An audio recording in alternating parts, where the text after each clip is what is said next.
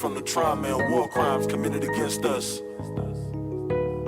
we still being lynched, we still being hunted, we still oppressed. Kissing our boots is the least you devils can do.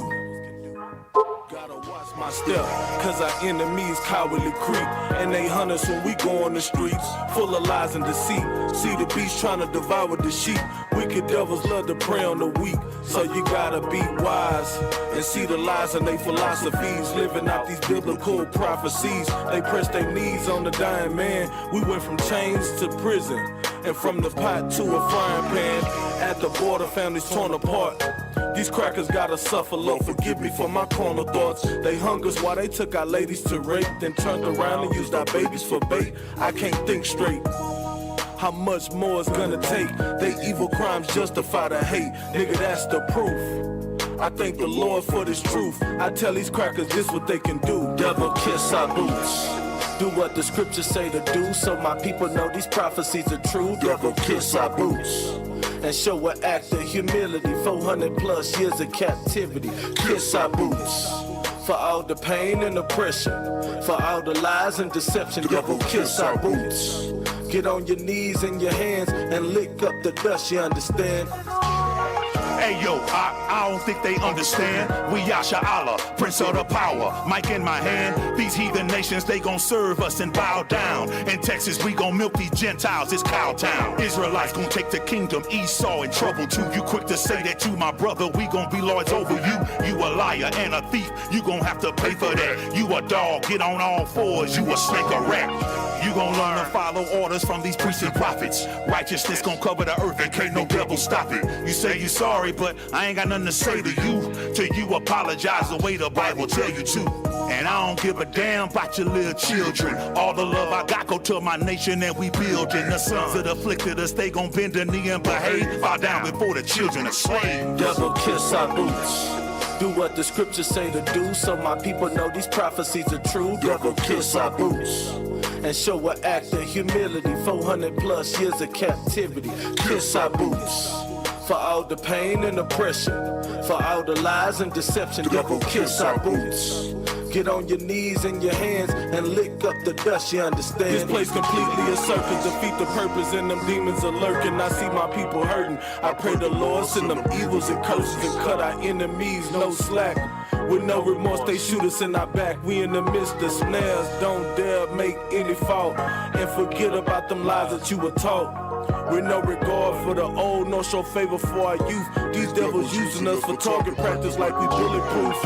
Commit mass genocide, or they throw us all in cages to the neighborhoods and gentrify. Prepare slaughter for their crimes, it's a death offense. And vengeance is the Lord, they for sure get their recompense.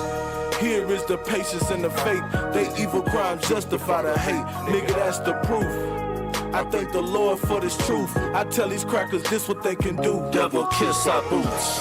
Do what the scriptures say to do, so my people know these prophecies are true. Devil, kiss our boots and show an act of humility. 400 plus years of captivity. Kiss our boots for all the pain and oppression, for all the lies and deception. Devil, kiss our boots. Get on your knees and your hands and lick up the dust, you understand? Devil, kiss our boots.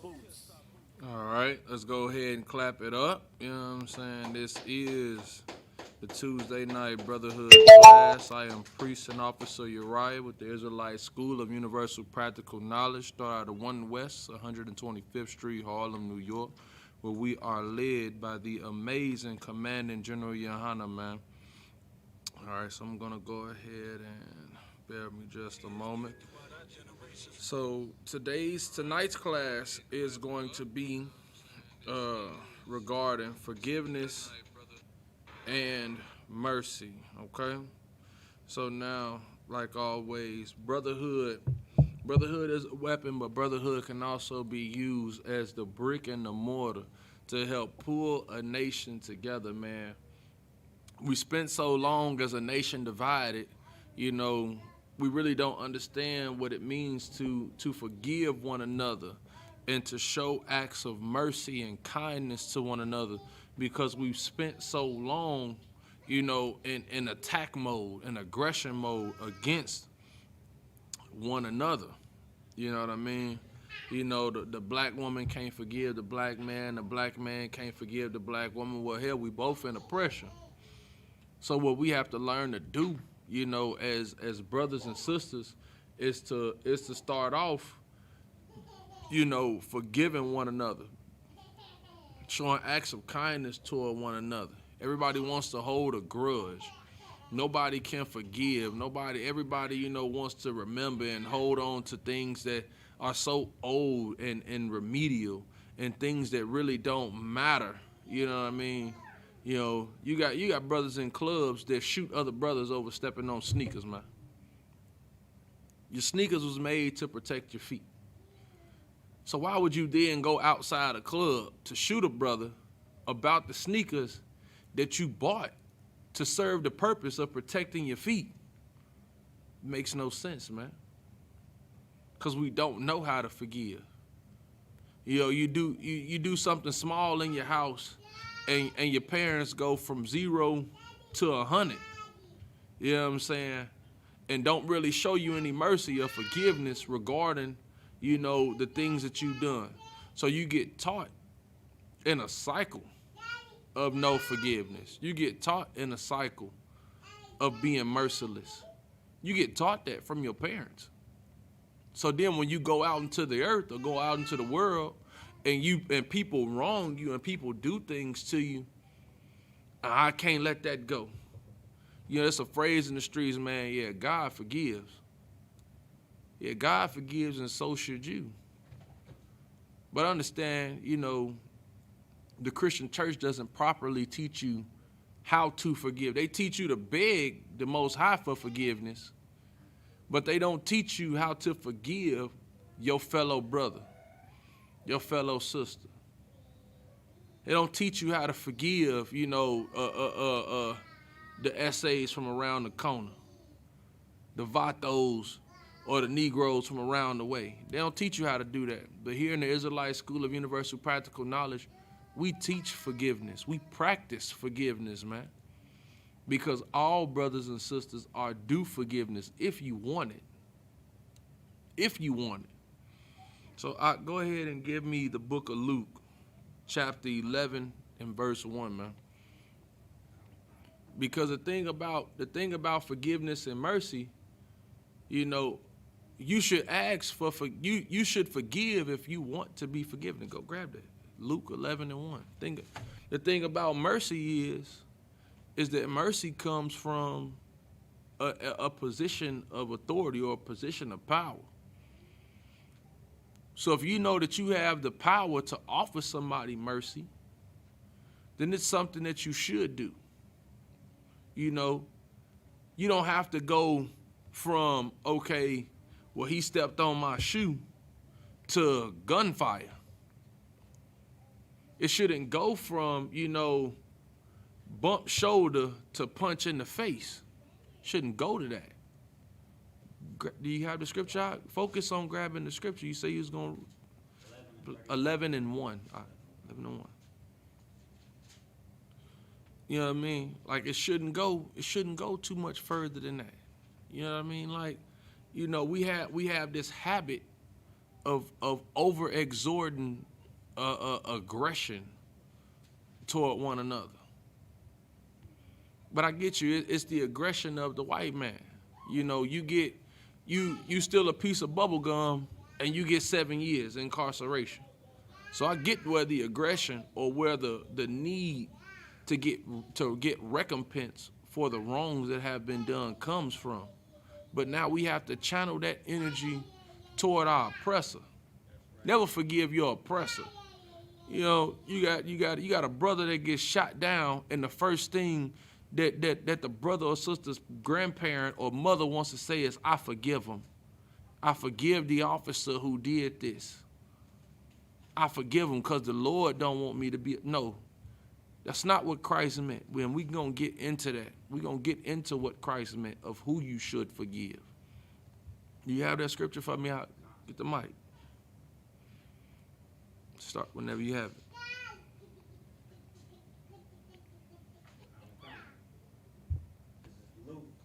Is the mic on?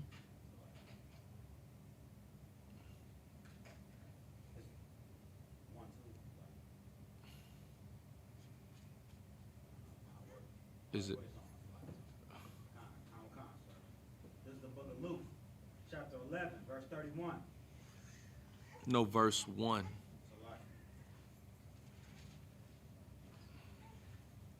This is the book of Luke, chapter 11, verse 1. And it came to pass that as he was praying in a certain place, when he ceased, one of his disciples said unto him, Lord, teach us to pray, as John also taught his disciples. Now what the disciples were asking was for Christ to teach the disciples how to pray, because John, is that on? It doesn't look like it's on. Looks like it's not plugged up. Doesn't have any power to it. Okay, well I'll grab the scripture for the time being. So I'm not well aware if they've heard you or not. So it's okay.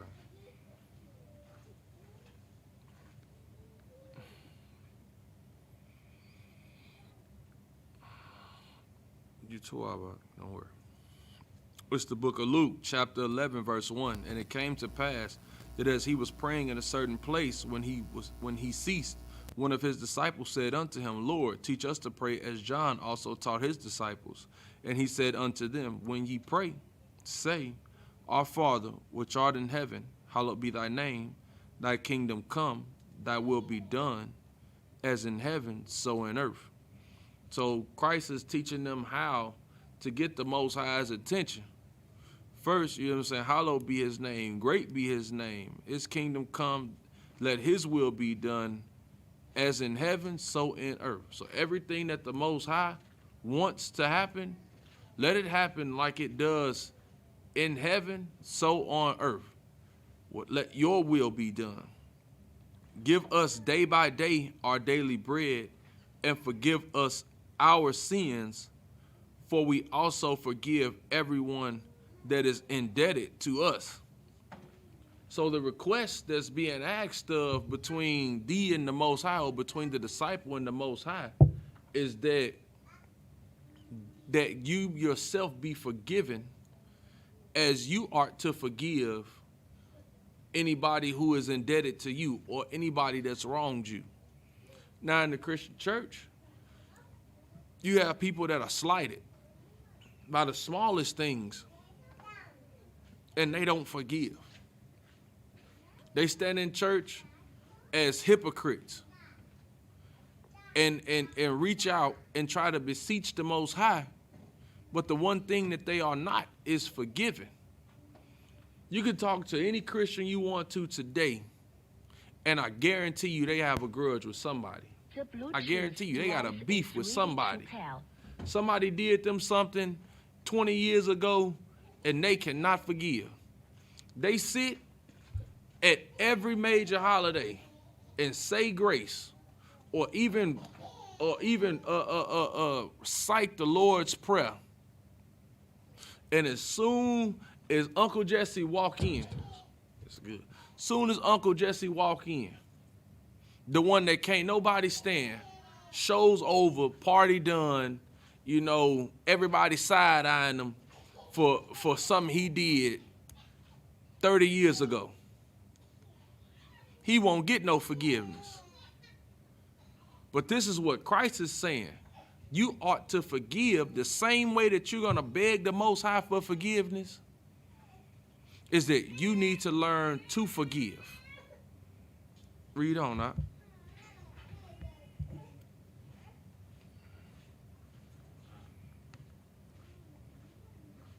I think that's it. Give me the book of Matthew, chapter 18 and verse 15. Matthew chapter 18, verse 15. You know what I'm saying? And a part of it, and a part of why we don't know how to forgive is because it's a two-part. Because with forgiveness, you got to be willing to ask for forgiveness as well. Now, we can do it with the Most High, but we don't know how to do it amongst ourselves. Like imagine, you know, being the person that steps on somebody's shoes. And now you don't want to turn around and tell the brother, my bad, because now once you say my bad, now you feel like the punk out the issue. Now you feel like you the one that's the lesser man, because now you have to submit to that brother over your wrongdoing. It's a funny saying that goes around, you know what I'm saying? Because my wife happens to be Northern Kingdom. And what they say is, you know, some Latinas, you know what I'm saying, they'll go to the grave without asking for forgiveness. Them that won't even tell you they sorry for what they did, but it's a lot of brothers and sisters that have this issue of apologizing or admitting the wrong. Sometimes you have to, and this is what the scriptures say. You got that? Pick up the mic. The mic works now.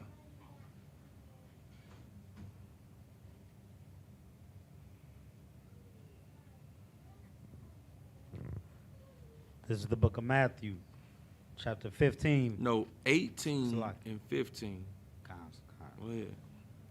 Chapter 18, verse 15.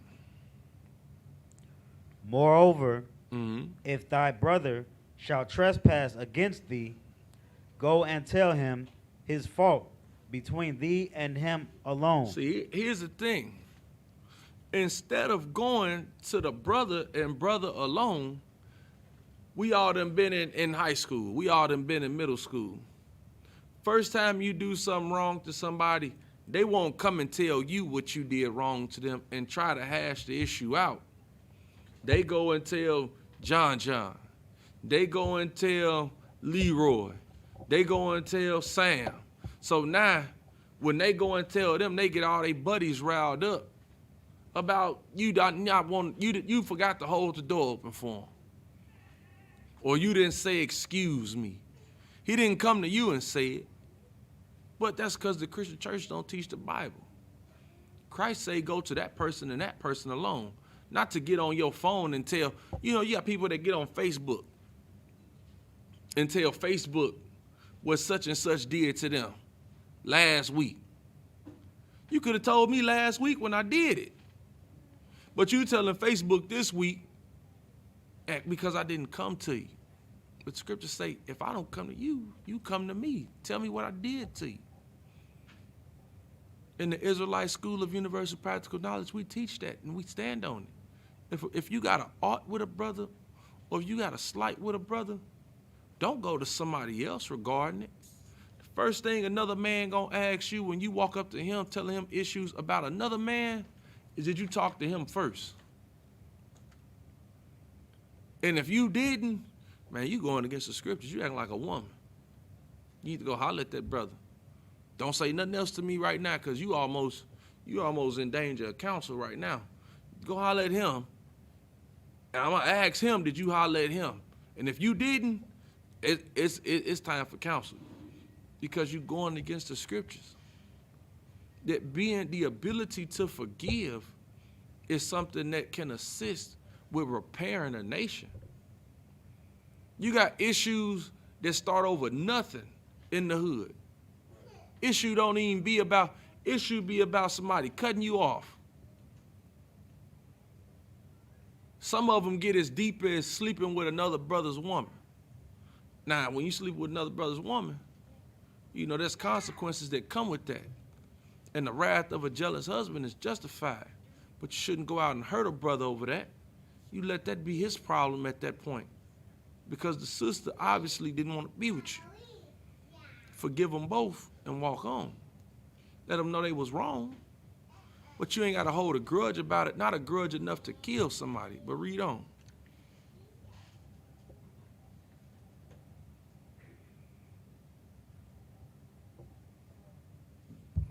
Go tell thee. Go and tell him. Is the mic on now?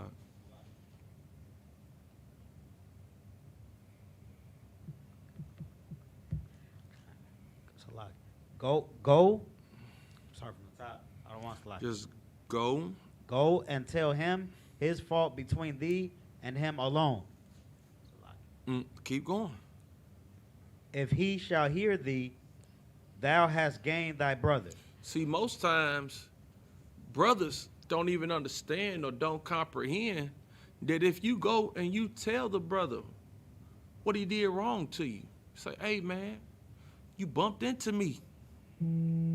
Or Salakia, you know what I'm saying? Excuse me, man. You know, you kind of, you know, the way you said that to me, that was kind of harsh, my nigga. Did you mean it that way? Because sometimes a brother may not be cognitive that he might have offended you. So sometimes you have to go to the brother or go to the sister and say, hey, man, you know, that kind of disturbed me. That kind of bothered me. But I'm gonna say, damn, well, my bad. I didn't know you felt that way. Excuse me. My bad. My fault. Could you forget? And let them ask to be forgiven. Wouldn't even give somebody the chance to ask for forgiveness. Sometimes a lot of people will ask if given the chance to.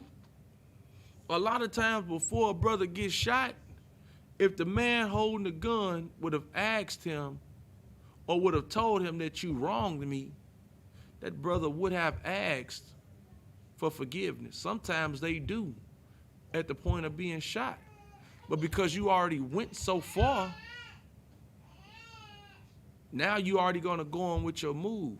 But this all could have been settled well beforehand. And that's most altercations that people go through.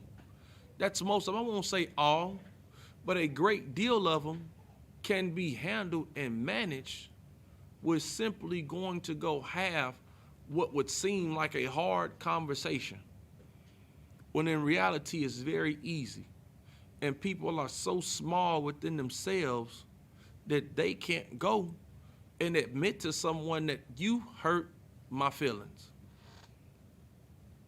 Now, as small as that sounds, people are so selfish in the fact that you can't go to someone and say, I've been wronged and you wronged me. But that shows you how afraid of people some men and some women are. You think that going to go fight somebody means that you're not scared, when in essence, that's a response to fear. In fear, you have two, when your back is against the wall, you have two natural options that go on, and it's called fight or flight. That's what happens when you get scared. When fear kicks in, you either run away because you're scared, or you begin to fight your way because you're scared. And that's what shows that you're small. That's what shows that you don't know how to be the bigger person. That's what shows it. Keep reading out.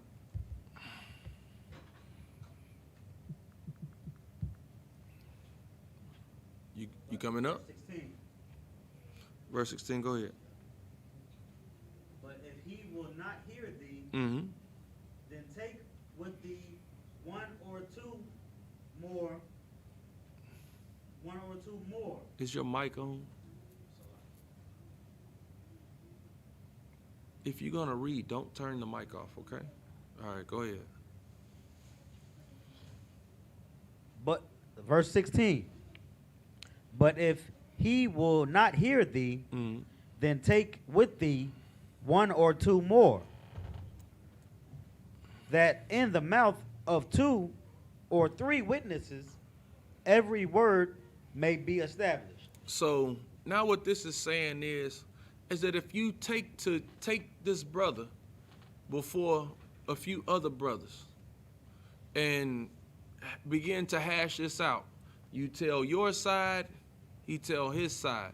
So everybody's getting their chance to speak before two or three people to get two or three different perceptions of what happened.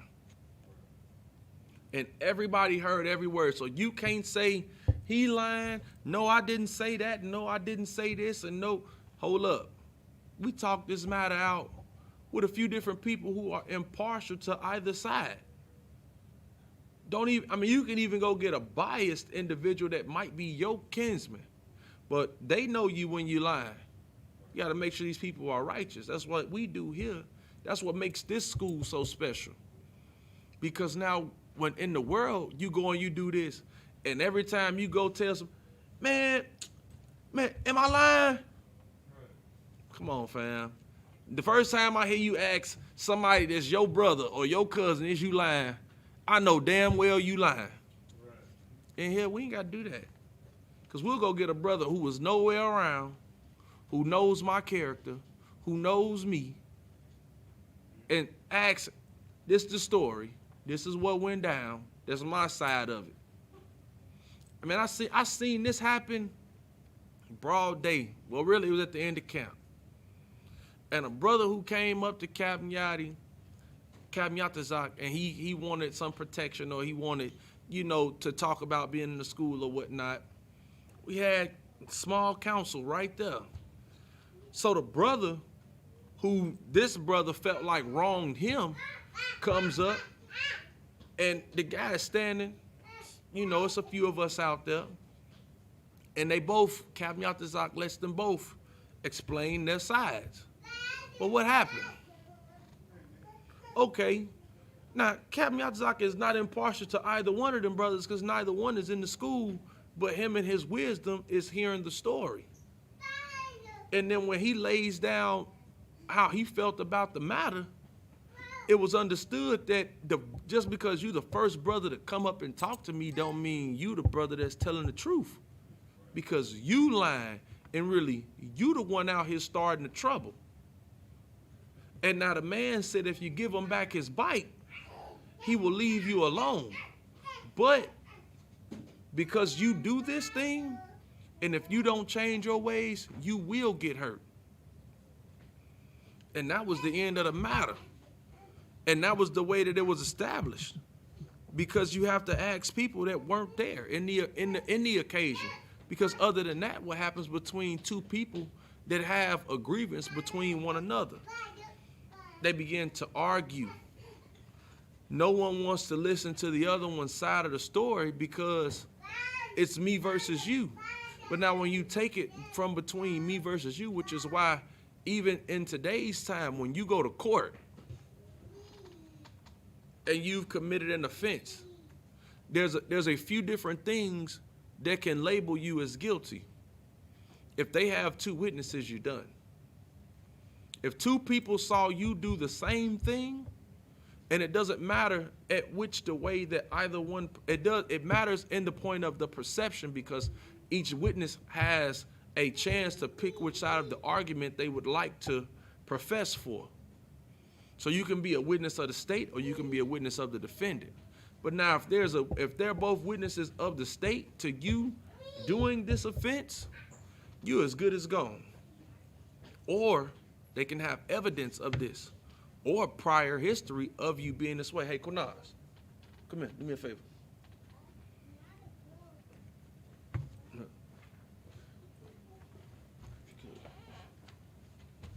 Break down this next scripture. Read on that. Got Precinct Officer Quinaz jumping in with the class with me. Go ahead and have a seat right there. I'm gonna be right back. All right, no sweat. That's. Go to the next scripture. Read. Go ahead. This is the book of Matthew, chapter 18. So like, Your mic on? It keep cutting off? Okay, it's just that thing where you're pressing it up. You got to press the button. now if it keeps cutting off, you just need the battery. It needs batteries. Yeah.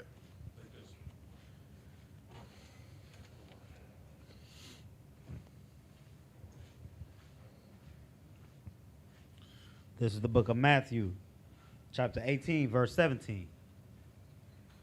And he shall neglect to hear them. Tell it unto the church, Salakia, and he shall neglect to hear them.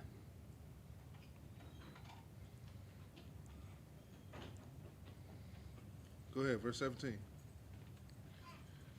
And tell it unto the church. But if he neglected to hear the church, let him be unto thee as an heathen man. So like what they're saying, that's just like once, let's say, okay, you had a problem with someone, you had the council, you know what I'm saying? Now you had to take the council to a major council. You know what I'm saying? You had to go to the generals with it. Now the generals give you counsel and you don't do what the generals say do. Mm-hmm. You understand what I'm saying? The generals say, hey man, well look, we're gonna work this out and you do this, right? Now if you don't do what the generals say do, after that point, you're labeled as a heathen because you're not trying to get to the conclusion of the matter. You're Right. not trying to resolve this matter with your brother. You know what I'm saying? You just want to be about confusion. Right. You know what I'm saying? Because you feel like you know what's best. Right. So you went into the situation without even, before you even went in the council with the generals or whoever, you had it in your mind that I'm right. Right. You know what I'm saying? And you stuck with that. You know what I'm saying? Because you're not really trying to get to the conclusion with your brother. Right. You know what I'm saying? And if I could, what the brother's saying absolutely heavy, because you're the one with the demon, or you're the one that the demon stuck to, because you don't want to solve the issue with your brother. Like, this is what mercy and forgiveness is all about. Because even in that same judgment, you've been given mercy the 2 steps before it got to you being a heathen man or a publican. Right. Because at this point, we don't have to deal with you anymore.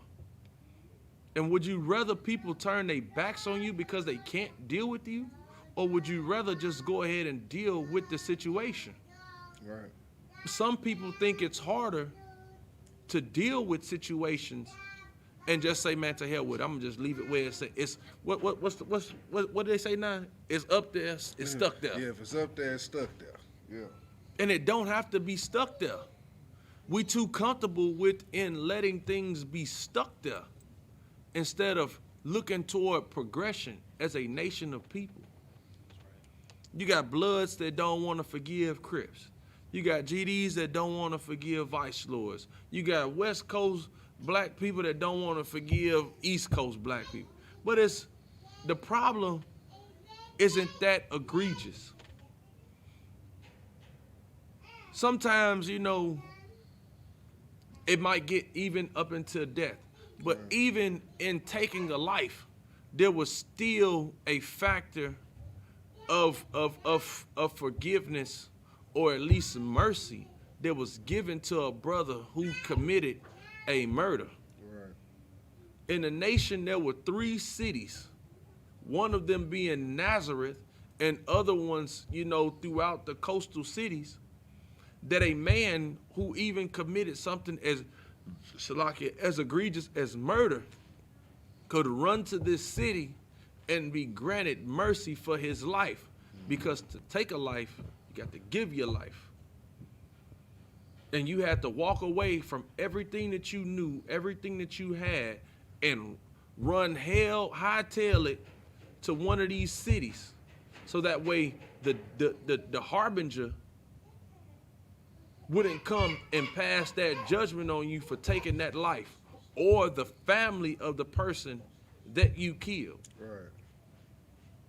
That's even somewhat in partial today, that you can kill a brother in a certain part of the world and run to, you know, I think Mexico is still one of those places where a man can run to out of America, and they can't come extradite you from Mexico. Right. Now, there's countries that they can, but then there's other countries that people run to and get to because of the laws of extradition, that they even pulled that from the scriptures. So there is a bit of that still goes on today, but when it comes in between our people, we have a issue of letting things go from 0 to 100 without thinking that, you know what, I could just forgive this person. Right. I could be a little bit merciful, because you know what, that's something that we don't get in the earth. That's what makes the Israelite School of Universal Practical Knowledge a special place. That's what makes the men that's within this school and the women within this school such special people. Because the ability to forgive and allow someone mercy is a spirit is part of the spirit of Christ.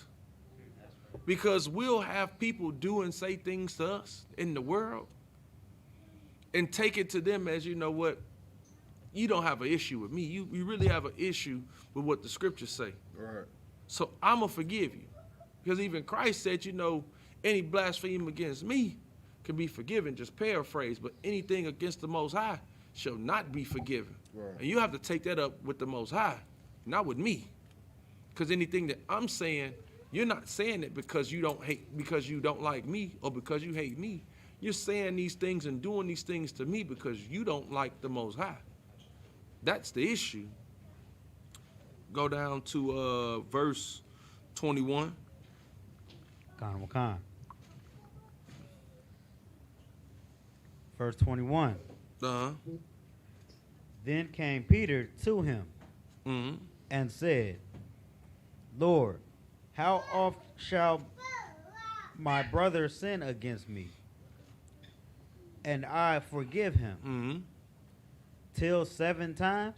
See, now what Peter's doing is trying to figure this thing out. Because now if we just going to be asking for forgiveness and forgiving people, how many times should I let this go on? Right. How many times should I let the same person do the same thing? How many times? Or how many different things should I let this person do to me? How many? 7 times? Because to him, 7 seems like a pretty decent number on He there. putting a big number out there, so he thought. He putting a huge, to him, that's a huge number. Because to some people, they say, you know, you only got one time with me. Some people is one-timers. You only got one time to do them something, and they're going to make it worth your while. That this Right. one is the it. I'm not going to play with you. I'm going to do that. You're going to do this to me one time. But what did Christ say? And Jesus saith unto him, I say not unto thee, until 7 times? He say, I say not unto thee 7 times. I say not 7. Christ say not 7. I mean, if it's not 7, then what is it? Read on. But until 70 times 7. Until 70 times 7. So in a literal sense, that's 490 times. Right. Niggas can't even count on their hands how many times they said, I forgive you. Right. Because they probably ain't never done it. Niggas probably ain't never said, it's okay, 490 times. They probably done said it maybe 100. Maybe 100 times. And don't let me get on sisters, because if it's a sister, she'll tell you she forgive you. She'll tell you that. But more than likely, she ain't forgave, she ain't forgot, and it's still hanging over your head like a damn halo. Right. That's just how it happens in our community. But the tradition of being unforgiven still exists today, which is why you have a term that's called an ex-con. A man can go and serve 20 years, come out, have served his debt to the state, and still be looked at like he's the crime and not a man that's reformed. You can do things to people, change your life, never do it again, and then you're still plagued with being that person. People will never let you rest from something that you have done, but that's because you can ask for forgiveness, but people don't know how to forgive. Right. Asking for forgiveness and knowing how to forgive go hand in hand when you think about it in the form of the Lord's Prayer. That's why the Lord's Prayer says specifically, when you ask for forgiveness, just as you forgive other people, that are indebted to you. We all indebted to the Most High. We all, have sinned. Some people have sinned and repented from their sin. Other people have sinned and continue to live in sin. And those are the main people that call on the Most High for forgiveness. And those are the same people that will not forgive. Right. What famous picture, man. I love the movie to this day. At the scene in Baby Boy, right before Jody and Sweet Pea go kill the brother, they pray. And he say, Lord, forgive us. Lord, forgive us for what we finna do. We ignorant now. You know what I'm saying? But you finna go kill this brother. But you gonna ask for forgiveness first off. That's every damn Christian, every Sunday. They go into church, beg for forgiveness for the week that they just spent. And then soon as Monday come and Sharonda don't say hi, goddamn her, who she thinks she better than? I know she didn't talk to me like that. Yeah, she gonna ask me for something, but I bet you, what a black woman say? You gonna need me before I need you. Right. That show you don't forgive me. The phrases and the things that we do and the grudges that we keep up suggest that we should not be forgiven, man. In the moment that we get a chance to take it there with somebody, it's up there and it's stuck there. Ain't no mercy gonna be given. You did this to me, and either I'm gonna do the same to you. We tend to play one up. Right. We don't even play fair. The Bible used to say eye for an eye, tooth for a tooth. Matter of fact, give me that. Matthew 5 and 38. Hold that scripture right there, 18 and 21. 21. But give me Matthew 5 and 38, man.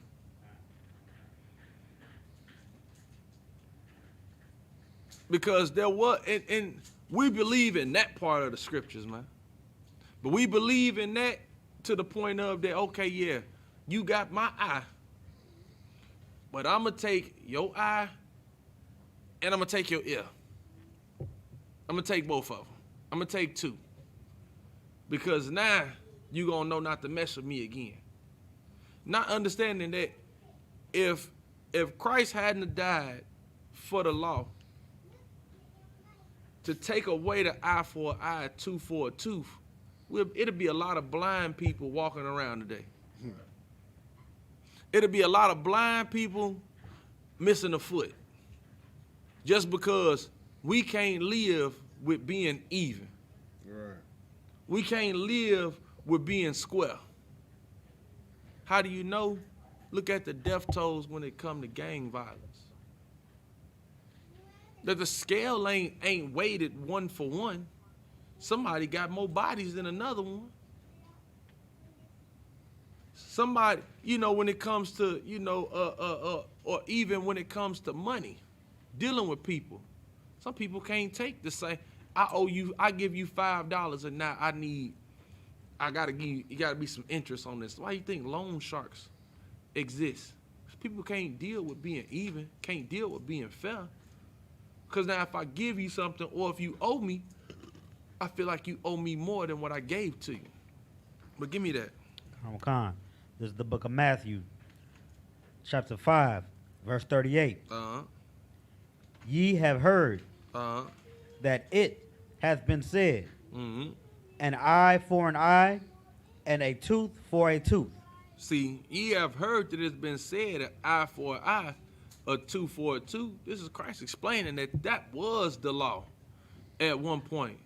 That's what it was at one point, man. We get that, man.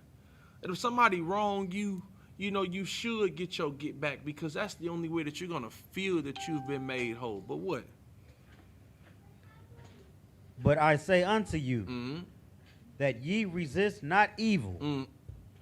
That ye resist not evil. But I say unto you that ye resist not evil. Why does it say that ye resist not evil? Because people had not been doing that. That you don't resist evil. You gotta go ahead and do more.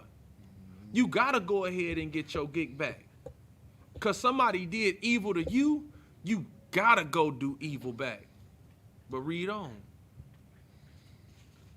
But whosoever shall smite thee on thy right cheek, turn to him the other also.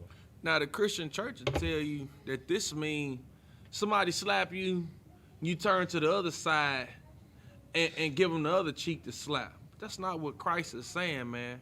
Christ isn't telling you to let somebody slap you. Christ is saying, hey, look, man, go ahead and you don't smack them back. Because if you didn't get your get back like you normally would, what cause would they have to slap the other cheek? Why keep on going in the cycle of being evil toward one another and give the brother the chance to change? Because if you slap me and I slap you back, the only initiative that you have now is that you got to feel whole again. Not to say, okay, I'm going to give you the other cheek and you slap that one. I had a conversation with somebody not too long ago. He said, man, yeah, you give him the other one and let him smack. Hell no.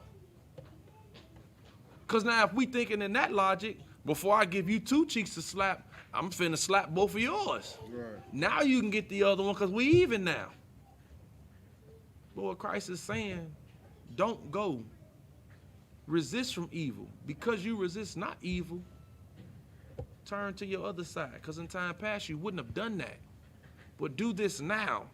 Change from being evil toward one another and see if the brother can continue in evil. But that goes along with what Peter is saying. How many times? Christ say do it continually. Right. Because that's something that in the Black, Hispanic, and Native American communities, we have yet to have had from one another, is a chance to be forgiven. We haven't had the chance. We haven't had the chance to have those conversations. Hey, what's going on? Where did this beef start from? Can this ever be, subsided? Can we ever put this down and push forward to try to have a brighter future? Like a lot of times we get so caught up on black violence, but we don't get caught up in, well, how do we cure it? Right. We get caught up on that it's just going on, but there is a cure from it. It's these scriptures, learning how to forgive one another, taking out the vicious cycle of repetitive, senseless violence, and giving each other hey, get off of that, get down.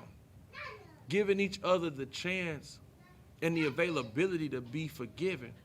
Because now once you pass on the cycle of forgiveness, then what you do is you invoke the notion that, hey, I can forgive someone and they can change.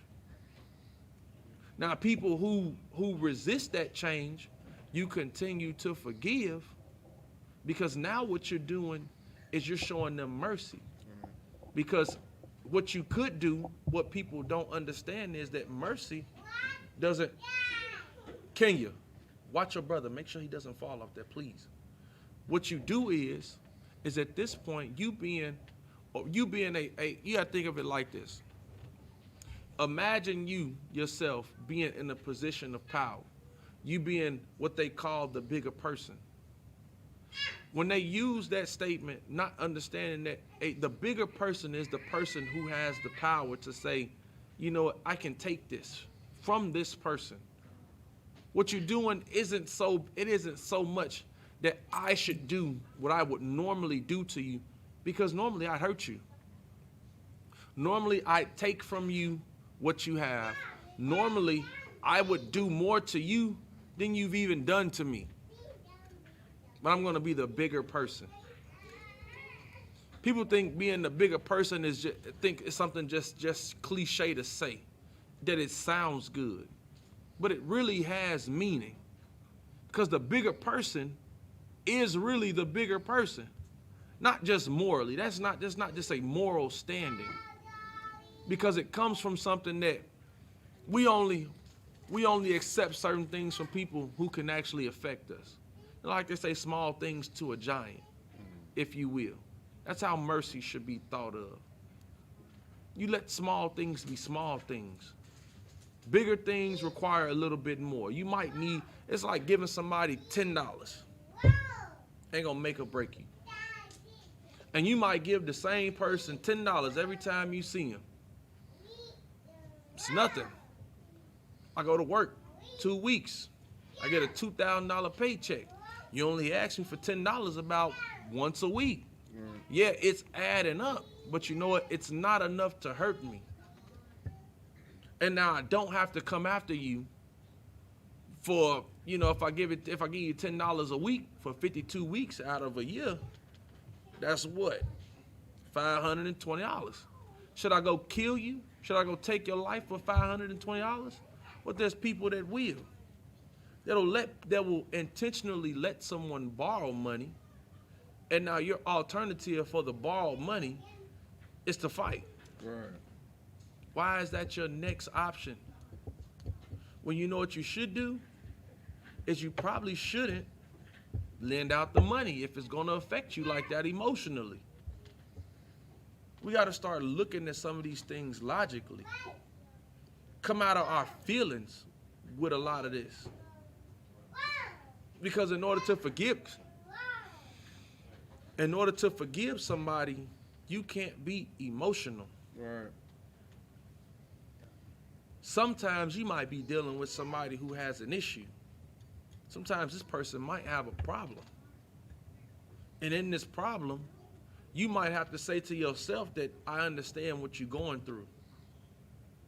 I understand that you're having issues. And you being the bigger person, mentally, you have the ability to forgive this person. And you should. Because then what that does is that shows that other person that, damn, I'm tripping. I'm doing my brother this way. A lot of this comes from the fact that black people don't look at each other like brothers and sisters. We use those terms, frivolously.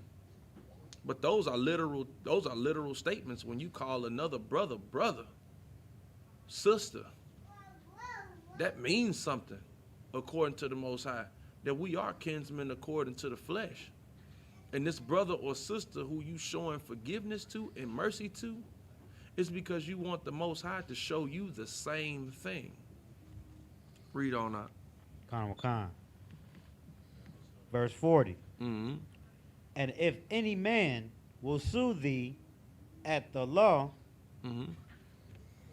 and take away thy coat, let him have thy cloak also. Go ahead. Read on. And whosoever shall compel thee to go a mile, go with him twain. Go with him also. Go ahead. Give to him that asketh thee, Mm-hmm. and from him that would borrow of thee. Turn not thou away. If a brother is asking you for something, give it to him. Turn thou not away. Don't turn away from him. Just give it to him if you have it. If you don't got it, say you ain't got it. People give away things that you know you don't have. If you ain't got it, say you ain't got it. A brother can't be mad at you for it, but don't be mad that you gave somebody something. And now you want to turn around and hold a grudge to the person for not paying. They asked you for it.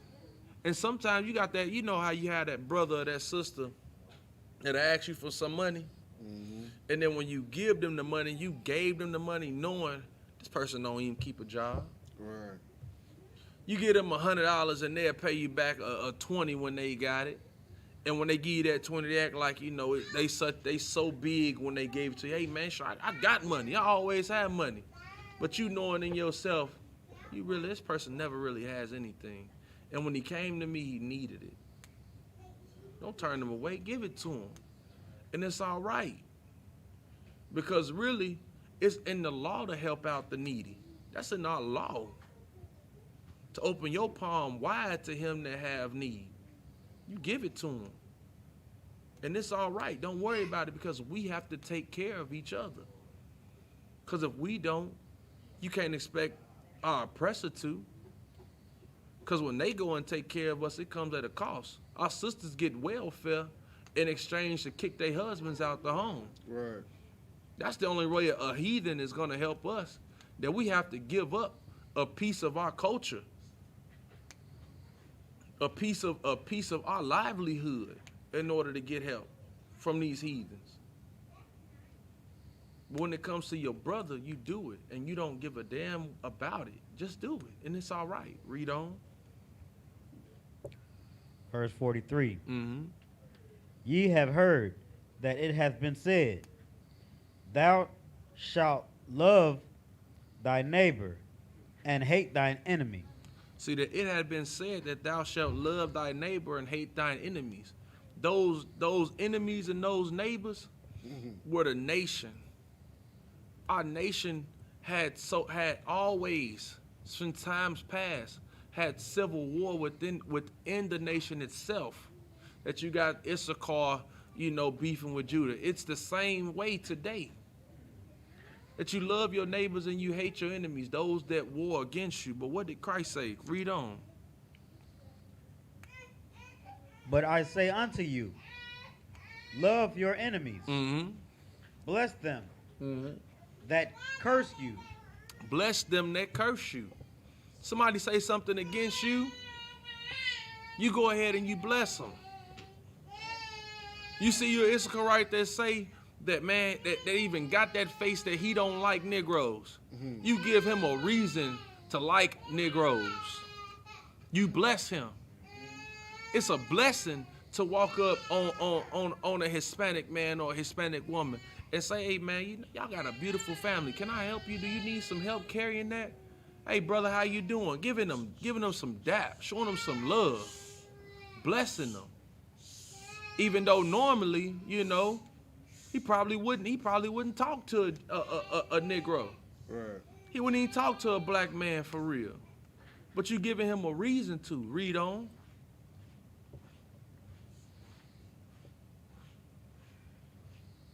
Do good to them that hate you. Do good to them that hate you. So often we have neighborhoods and hoods right next to each other, and we can't seem to do nothing but do violence to one another, oppress one another in the oppression over petty drug beefs.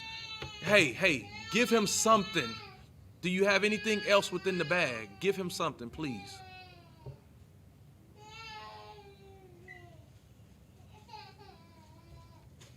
Do good to them that hate you. Go ahead, read on. And pray for them which despitefully use you. Damn. Keep going.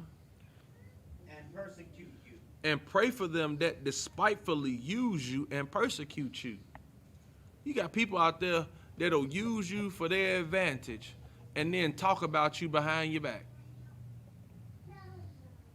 Your mother will call you over there to do some yard work for her, and then as soon as you gone, that old he one of them, he in a cult. He a dang on Israelite. But pray for them. Love them. Christ wasn't talking about these other nations. Christ didn't come to save no other nation except his own. Fuck over there. Christ didn't come to save any other nation. Matthew 1:21 say Christ came to save his people. He sent the disciples amongst the lost sheep of the house of Israel. This is one of the reasons why we lost. is because we can't seem to forgive one another. Right. We can't seem to want or can't seem to find the reasons to come back and be a nation undivided. Go ahead, If I can, could, go ahead. sir, another one of the a major problem is we see these scriptures like these, right, and we want to give it to everybody. You know what I'm saying? We want to label everybody as our brothers and as our friends and as our neighbors, but because we don't understand who these scriptures is talking about. You know what I'm saying? Like the other one said earlier, Christ came to the lost sheep of Israel. You know what I'm saying? But we'll rather show our love to our oppressors, you know what I'm saying, just to make it. You know what I'm saying? Just to make it day by day, we'll try to show love to our oppressors just so they'll take their foot off our neck a little bit. Right. Not understanding that if we came together as a people, we'll break that foot. Right. You know what I'm saying? That foot would be nothing no more. That's right. You know what I'm saying? But we'll rather just we want to be equal with them. Right. You know what I'm saying? We want them to treat us with love and all that. Right. I don't need that from them. I need that from you. I need that from my brothers and my sisters. Treat me with that love and that respect you'll get at oppressor. Right. You know what I'm saying? Then we can get the hell out of this, man. We can be done with this. And if I could, man, the scriptures say, be kindly affection one to another with brotherly love. This is what the scriptures say. Now, if we were to be kindly affection, you know, showing another black man that you love that brother. You don't have to show love to somebody who you personally know. Right. The person that you personally know isn't the person that needs your affection. Because the person that's lacking it is the brother you mean mug when you walk into the store. The one that when you open up the door for him, he don't even say thank you. That brother is the one that need the affection because he's never been loved by another black man before. That a black man is the one that slept with his gal. That a black man is the one who robbed him.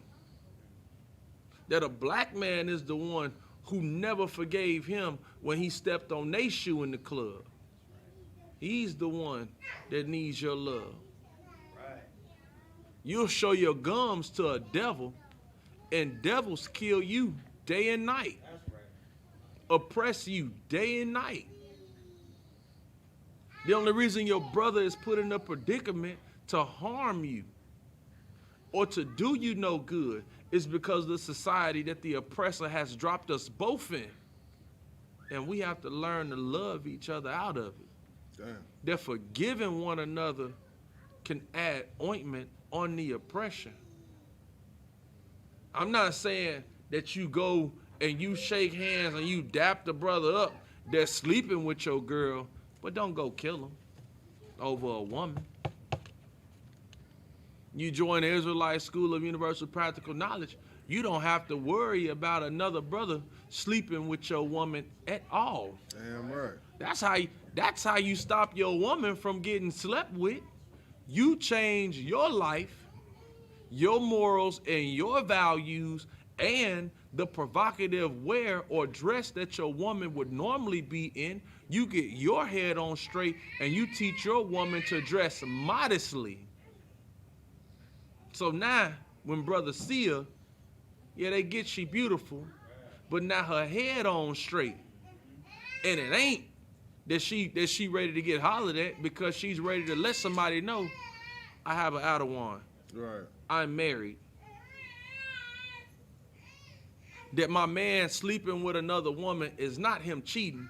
That's him adding a righteous brother to a sister who deserves a righteous leader. So I don't no longer have to be mad and think of it as cheating. Right. I can know of it as him securing another household and adding righteousness to another sister's life like he did mine. But we got to learn from that. What you got, Ron? It's a wall? Okay. If I Go could, ahead, go ahead. is another problem we have with each other is we have too much pride to talk to our brothers and sisters about forgiveness or anything, man. Right. We it's like when it come to talking to your brother and sister, it's just like you just can't find a way to get the words out right just because you feel like, hey, they ain't no better than me. You know Right. what I'm saying? We in the same situation. You know what I'm saying? Ain't why I gotta talk to him for. You know what I'm saying? But that's even more reason for you to talk to that brother or that sister. Because you are in the same hell. You know what I'm Right. saying? You got something, sir? Go ahead.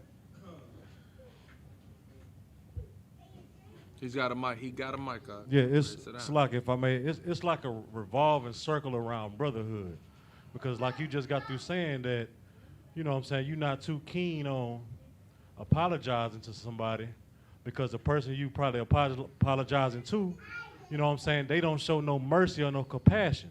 Right. You know what I'm saying? Because they want you to pay with your life for something that you wronged them for. You Right. know what I'm saying? Or they'll prolong it like, oh, I don't want to talk to you. I'm shunning you out my family. You're not my family no more. Right. And all I did was maybe mistakenly did something that was very minute. You know what I'm saying? But you want somebody to pay dearly for something for something so you can have something to hang over their head. Right. You know what I'm saying? So you're not willing to show mercy or compassion on that person. Right. Even if they did something to you multiple times. You know what I'm was saying? hard. Go ahead. 18 and 23. In the book of Matthew, 18, verse 23. And go ahead. I'm so No, that's all I got. Go ahead. And what you're saying is such a heavy point, because, like I said earlier, is that we would rather not be on the same plane Right. as another person. You'd rather not be even with somebody, because even don't make you feel like you've been paid in full. Right. But that's the mindset of the oppressor. Y'all know just under about maybe 5,000 to 7,000 people died in 9/11. They went and killed millions in Right. Iraq. Do you know that it was a cruise liner that was bombed or that hit a landmine? What that bitch doing, man? Salakia. It was they hit a water mine, during World War I, to allow the United States into that war, and they went, and millions Check. and hundreds of thousands of people perished in that war. That your oppressor will take small defeats or small lives or like I told you earlier. You know, we got men that are serving life sentences because of this 3-strike law that was enacted in the early 90s. And now you have brothers serving their lives for slices of pizza. I'm not saying that the weed is okay, but you have brothers doing, football jersey number years for dime bags of weed. And your oppressor now has made $1 billion a year corporation off of selling weed. Don't get me started on the narcotics that they sell legally and illegally.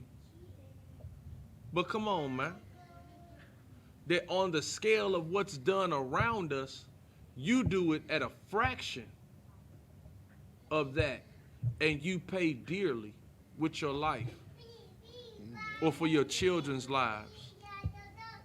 I say, for a small sum of assistance, your wife has to kick you out the home.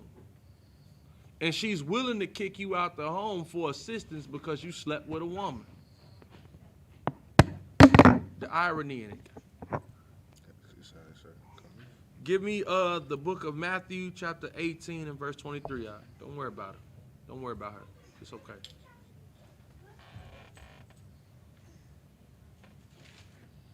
This is the book of Matthew, chapter 18, verse 23. Yep, there we go, 23. You right. Therefore is the kingdom of heaven likened unto a certain king, Uh-huh. which would take account of his servants. Uh-huh. And when he had begun to reckon, one was brought unto him, which owed him 10,000 talents. So what Christ is likening the kingdom of, and this is why he gave, this is where the Lord's Prayer is a precept for the Lord's Prayer, is that, the kingdom is like a king who, when he took account of his servants and trying to figure out, who owes him what and what's the balance is, he say, man, I got one of them cats, he owed me 10,000 talents. I gotta go see about my money or see where's he at on paying his debt. Read on.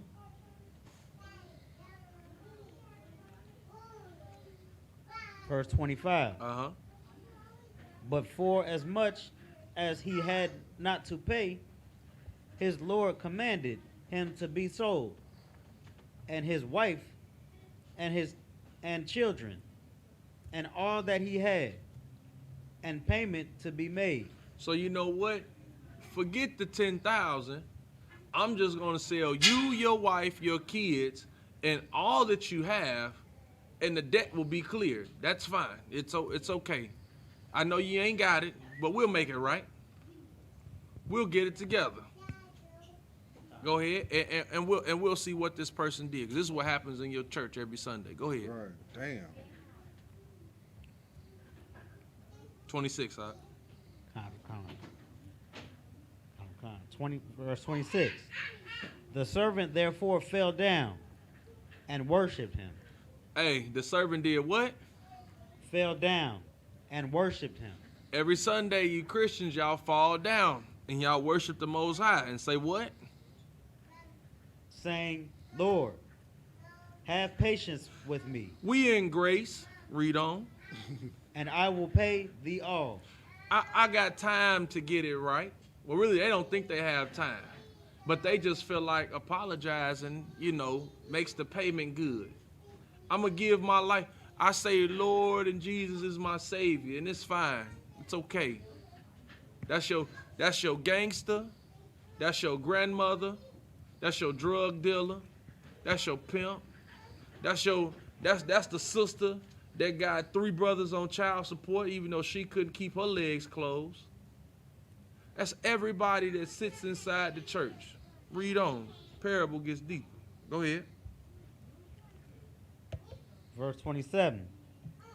Then the Lord of that servant was moved with the compassion, with compassion, and loosed him, and forgave him the debt. And you know what he said? I heard what you said. You moved me. I hear what you're saying. And you know what? Debt cleared. That's fine. You know what? I'll absolve you of everything that you've done. Give it no thought. Read on. But the same servant went out Uh-huh. and found one of his fellow servants, But the servant went out and found someone equal to him. Read on. which owed him 100 pence. Which ought him. Him 100. 100 pence.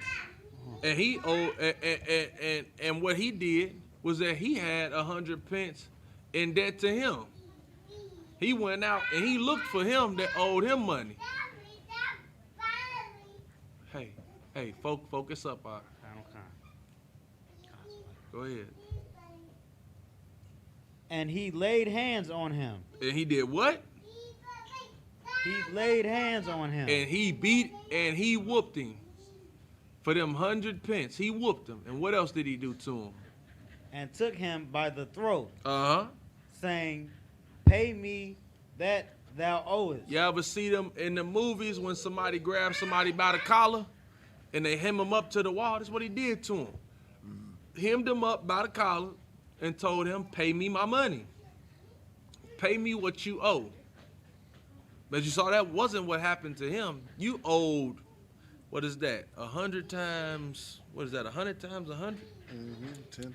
He owed 100 times what he owed. didn't get beat, didn't get hung up by your neck for a second, your debt was forgiven. Read on. And his fellow servant fell Mm-hmm. down at his fell down at his feet Did the same thing. Read on. and besought him, Besought him the same way like he said, my Lord, my friend, my guy, my buddy, my dog, my dude. You know I'm going through hard times, man, and you loaned me that, man. And I thought we was good, man. You treated me like you loved me, man. You such a forgiving person. You such a good brother. Read on. saying, have patience with me, and I will pay thee all. Sound familiar? But what happened? Keep going. And he would not. And he would what? He would not. He did not. That's you Christians. That's everybody walking around with a Jesus piece around their neck right now. You got people right now that you would not forgive, that can't come over your house again, that can't ride in your car again. It's because he ashed on my floor. If you wasn't smoking weed, you wouldn't have to worry about the ashes. Well, you know what? They came over and he put his shoes on my carpet. Well, did you ask him not to wear the shoes in the house? Did you clean it up? Small things, like the brother said, minute things that people would not forgive somebody over. Even the bigger things that people will still continue. And what shows you that people are the biggest hypocrites, Christians are the biggest hypocrites, you don't feel that way about them thugs or them hoodlums that sit at the end of your corners. You'll call the police on them, and then when they get killed by the police, now you're upset. But what you wanted to happen is what happened. But when your pastor sits up and rapes your daughters, or sleeps with your wives, sleeps with your sons, you forgive them for that. But you don't forgive the other parishioners that sit amongst you in the crowd that might have not said hi today on this Sunday. You don't forgive them for that. But you'll still give your money to the pedophile and the pimp that preaches to you every Sunday. How wicked and filthy are you, man? How vile are you, man? There's a thing about forgiveness and mercy that what we have a problem with, we use it when it comes to having the respect of persons. That's an issue for me. It's a big issue for me. It's a big issue in our community. That, that R. Kelly, we all felt for R. Kelly. He got a problem. He got this and that. And the people, okay, their parents were kind of whacked out for giving them girls over to him. But you knew that there was a reason why Uncle John couldn't stay at the house no more. Couldn't stay at the big house of Big Mama no more. You knew it was a reason because he did the same thing to you. And he couldn't stay over at Big Mama house no more. But now you mad at Uncle John because he touched little Sarah. Don't he get forgiveness too? You can forgive R. Kelly. You can't even forgive your own family member for what he done. Even though that's disgusting and that's vile still. But that brother still deserves the right to be forgiven. He still deserves it. Because that brother can change if given the opportunity. If allotted the time and the therapy necessary for him to change. Right. We don't even give people the opportunity to change. We don't give it. It's almost a fairy tale or a fantasy that people in the black community or Hispanic community can never change. We don't give each other the time. We don't even think about it. But we steady ask the Most High to be forgiven, to be forgiven, to be forgiven. In the smallest things that get done to us. Or even bigger things, but things that don't amount up to the evil that you've done, you won't even forgive. Read on now. Come. Verse 31. Uh-huh. So when his fellow servants Nah, I saw... think we're at 30. Oh, Salaki, Khan. Verse 30. And he would not, but went and cast him into prison till he should pay the debt. See how wicked that is? I was about to say, that's a cold. That's wicked. How is he going to pay the debt and he in prison? Like I say, wouldn't even give each other the opportunity to be forgiven, to pay the debt. We just say, the hell with you. Rough you up, kill you, cast you away, put you to the side. Don't even give you the chance to be forgiven. But read on. Plot gets sticking. Verse 31. Mm-hmm. So when his fellow servants saw what was done, Mm-hmm. they were very sorry, Uh-huh. and came and told unto their Lord all that was done. So they went and told the master, the big guy, what was done. What they saw, this man who owed 10,000 talents due to somebody who only owed him 100. Read on. Then his Lord, after that he called him, Mm-hmm. said unto him, O thou wicked servant, I forgave thee all that debt, Uh-huh. because thou desiredest me. I forgave you all that debt because you beseeched me and you wanted me to do that. You begged me. You pleaded with me to forgive you. When I was going to kill you, I was going to sell you, your wife, your children, and everything, and I forgave you. But I know what you did. Read on. Verse 33. Shouldest not thou also have had compassion on thy fellow servant, Uh-huh. even as I had pity on thee? Shouldn't you have had compassion on your fellow servant, on that black man that looked like you, on that Native American man that lived the same life as you, on that same Hispanic brother that lived your same life? Shouldn't you have mercy on them? Shouldn't you have pitied them? Shouldn't you have had that for them the same way that you begging and calling on me every night?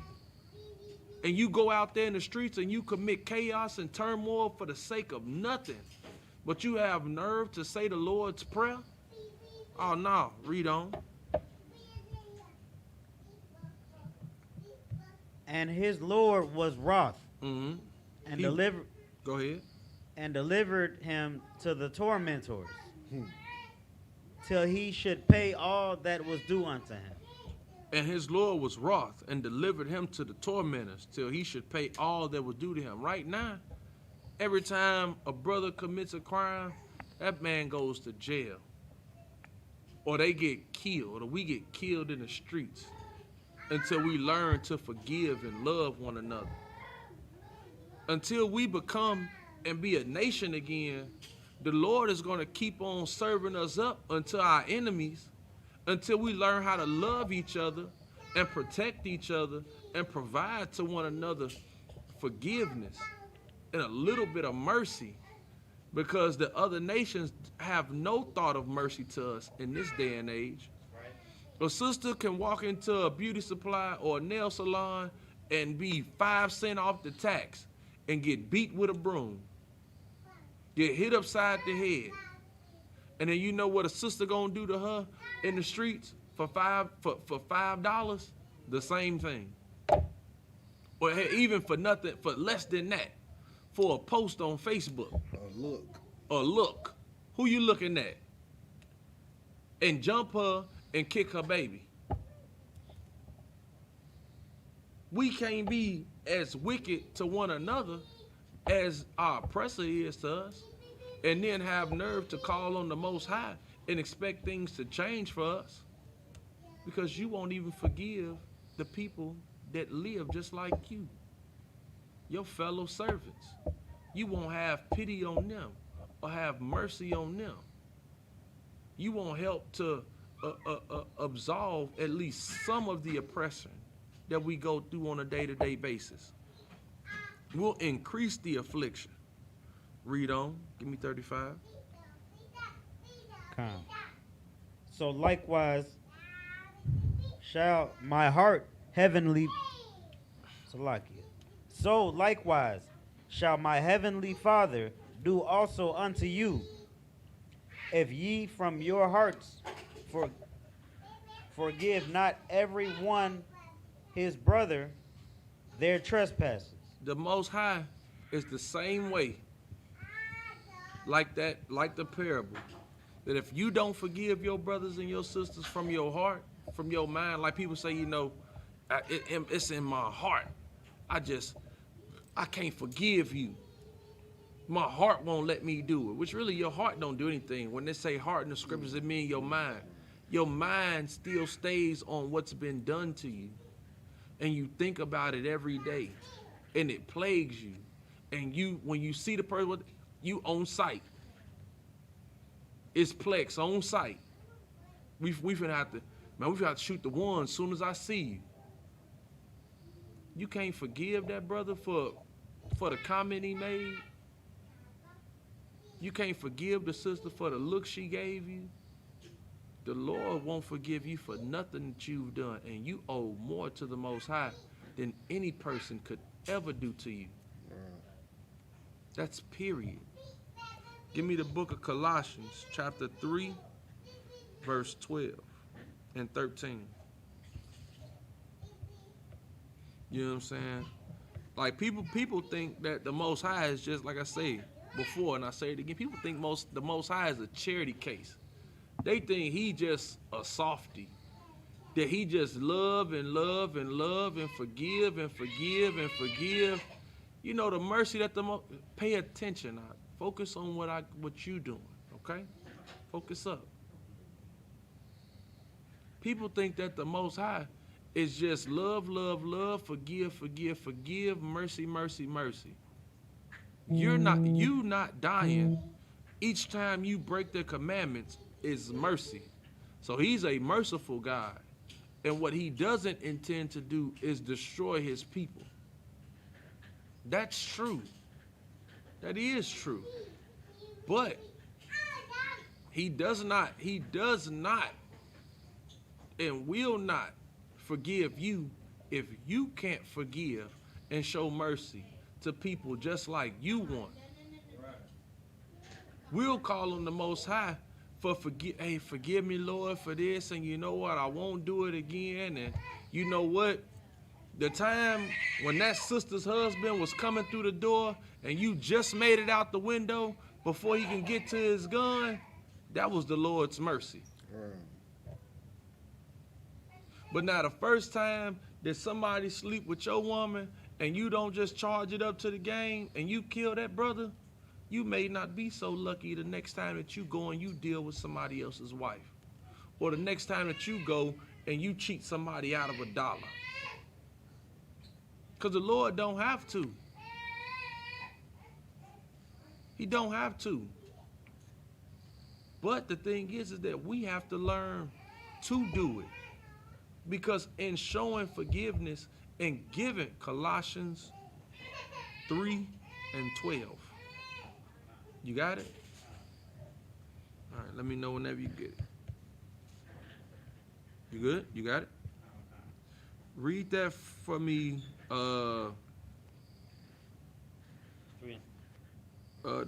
Read that for me. Read 13 first. We're going to read it backwards. It's Colossians 3 and 13. This the 3 and chapter 3 and 13. Forbearing one another and forgiving one another. Forbearing one another and forgiving one another. That's dealing with the things that each other brings to each other, and forgiving one another. Go ahead. If any man have a quarrel against any, Uh-huh. even as Christ forgave you, so also do ye. Even as Christ forgave you, so also do you. Even as Christ told the Most High, Lord, forgive them, for they know not what they do. That when his own people served him up, because we still serve Christ up today. Damn. We still go against Christ today. Every time you smoke a blunt, you sending Christ to death. Anytime you sleep with another brother's woman, that's you sentencing Christ to death. Because instead of loving your brother, you'd rather sin against the Most High. You would rather wickedness flourish than righteousness be abound. You'd rather that. And Christ still forgave you. Remember, they sentenced an innocent man to death when they knew Barabbas was a thief and a murderer. They called for the thief and the murderer to come down rather than a man who never stole, never murdered, never lied, never went against the law of the Most High. And he still asks for forgiveness. So any man with a quarrel against you, forgive him the same way Christ forgave you. Give me verse 12. Fine. Mm-hmm. Put on, therefore, as the elect of God, Mm-hmm. holy and beloved, Mm-hmm. bowls of mercies, Bowels. Salakia, bowels of mercy, Bowels of mercy. Down to your guts. Bowels of mercy. Be full of mercy. Read on. kindness, Uh-huh. humbleness, Humbleness of mind. humbleness of mind, Uh-huh. meekness, and long suffering. Meekness and long. Don't be so high and mighty. Be meek. Be low. You're not such a high person that you can't forgive somebody. Right. Or that what somebody, you shouldn't have done this to me. You know, it could have happened to anybody.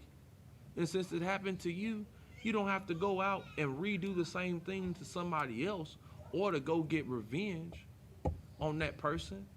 It's not worth it. You can spend your time actually trying to gain that brother or gain that sister. Let them know, hey, look, what you did to me, you know you was wrong. Do you think you were wrong? If you don't think you was wrong, then you know what?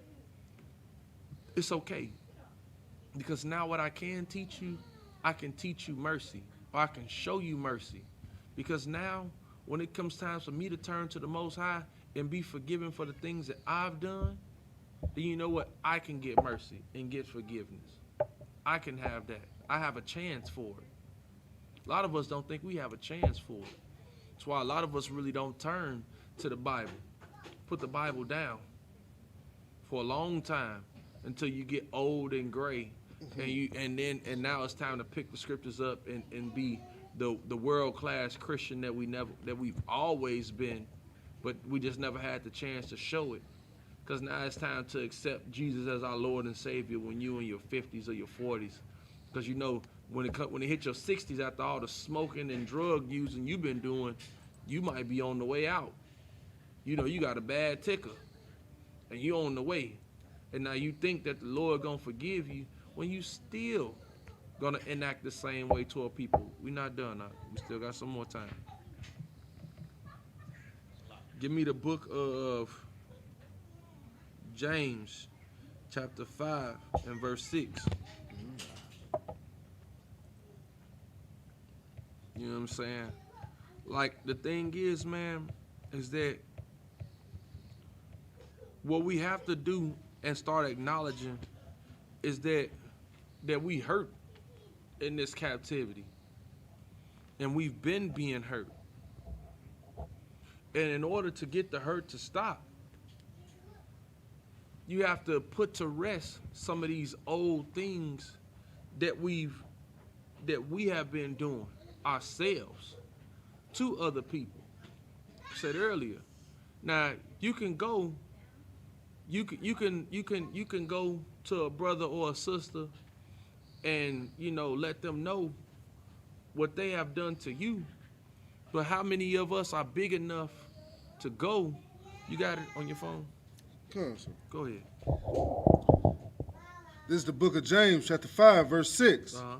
Ye have condemned. 16. Oh, 16? 16, come. This is the book of James, chapter 5, verse 16. Confess your faults one to another. Confess your faults to who? One to another. If you've done something to somebody, it's the kicker. This thing a lot of people ain't gonna never do. You get whooped out of doing this when you was a kid, saying I did this, cause it comes with consequences. That's one thing that we have to face. That you ain't gonna be, everything you get may not be met without consequences. And it's okay, because you have to deal with what you've done to people. You have to. Like, yeah, you get those murderers and those rapists and those serial killers that, come out and they speak to the family and say, yeah, I did this and I did that. But in your everyday life, if you know you've wronged somebody, go ahead and tell them. You got to give yourself a chance to be forgiven. And then you'll know how this thing works. Because without this, like, you get those, what happens in those big meetings that happen with big corporate companies. The corporate company might cheat everybody out of billions and billions and billions of dollars. And then what do? They have that court procession where what they say? Well, we did that. We embezzled, $100 million this year, and then the next year our profits doubled, and we couldn't see, what was wrong in funneling the money, because we were just having so much fun, and and we did this. The scriptures say, confession is good for the soul. Confession is good for the soul, especially when you understand that you have to confess to the Most High at times that you've done something wrong and you want that forgiveness. Because some people are going to come to you and say, I wronged you many years ago. And you know what you're going to have to do when that person confesses to you? You're going to have to forgive them. Read on. Come. And pray for one another.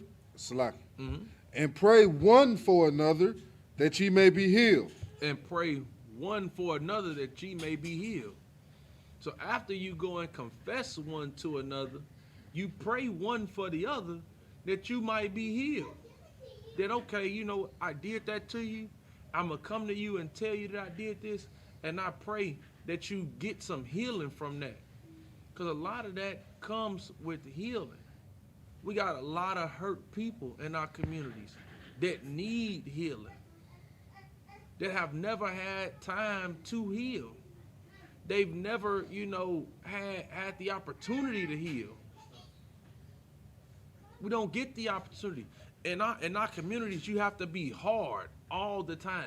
Right. 24/7, one to another. You got to make your face hard at one another. And it doesn't have to be that way. It don't have to. That if you know you've done something to somebody, take that hard shell off. Be that way when it comes to these devils. Right. Be hard when it comes to them devils. When it comes to your brothers and your family, these Israelites according to the flesh, ain't a time to be hard. Accept your wrongdoing and take your punishment for it, if there's a punishment. A lot of times people don't show mercy to other people because you know what? I had to figure this out. And when I found this out, now I got to do the worst to you. Because you wouldn't even tell me. Sometimes people will come and ask you, did you do this? And we'll what they say, die with the lie. Right. I'm going to die with the lie. You know, it is what it is, man. And then even if you found them out, they still won't even tell you the truth, which makes it even worse. And so as we trying to forgive each other, not knowing that people struggling with mental issues, people struggling with their own afflictions and infirmities, that, you know, we not knowing that maybe this person just, they don't know how. I'm going to pray for that person that they might be healed from what was done to them. Because, yeah, they might have done this to me, but shoot, Lord can only know what's actually happened to you. We got some more on that scripture out? Come on, sir. Go ahead, give me the rest of that. The effectual, fervent prayer of a righteous man availeth much. The effectual, fervent prayer of a righteous man availeth much. But you got to be intending to turn your life around and be righteous. So when you give that prayer for that brother or sister to heal, it's actually heard by the Most High. Because the scriptures say that he heareth not sinners. Right. He that turn his ear away from hearing the law, even his prayer shall be an abomination. So you can't even pray to the Most High and expect for healing to happen if your intentions are not with that of being righteous. That's why we have to turn back to being a righteous people. So that way these terms of forgiveness and these terms of mercy actually have value. Right now, being forgiven and being merciful means nothing to a community of people that are hurt. There's a saying that's hurt people hurt people. Sound crazy, it's a double entendre. That somebody who's been hurt will only hurt other people because that person hasn't had chance. People are like dominoes. It's like how you flick over a domino and it cascades into the other one. That's what abused people do to one another. We've been abused in this place so much, we only know how to abuse one another. And what we need to learn how to do is how to stop the abuse. Barakataya Howard Hawashai for the Israelite School of Universal Practical Knowledge. Because this is the only house using the abused people. Right. Teaching them how to stop the cycle of abuse. And when I say abuse, I don't mean the child abuse or the molest. Even mental abuse is abuse. Or constantly cursing, being hurtful, being unpleasant, being unpleasant. That's abuse. That's an abuse to a psyche of people. That we think that being rude is being black. Right. That shows you the mindset of the people. That your rudeness don't make you more black. Your rudeness shows you how much of the oppressor you've taken into yourself, into your psyche. That's who you are. Christianity is abuse. Christianity is abuse. That's fervent abuse. And it goes to show you that even the most staunchest of Christians are some of the rudest people in public. Wouldn't you know it? How many of y'all ever been to a restaurant or something with your grandmother Sunday after church? I have. She ain't nice in there. Mm-hmm. She mad as it, and we just left church. And you think that she'd be happy, your happy day. But some of those people are the rudest people. But they attribute that to just being black. It's not being black. It's called being rude. Because you've been rude too on your job. And because now you have the time to do it to someone else on their job, you're going to do it to them. You know what I'm saying? Give me book of Proverbs, chapter 28, verse 13. Mm-hmm. And I might have to finish these up. Yeah, I'm going to finish these up because these are good ones. Proverbs 28:13. Come, whenever you come. get it. Go ahead. Proverbs 28:13. He that covereth his sins shall not prosper, but whoso confesseth and forsaketh them shall have mercy. If they do what?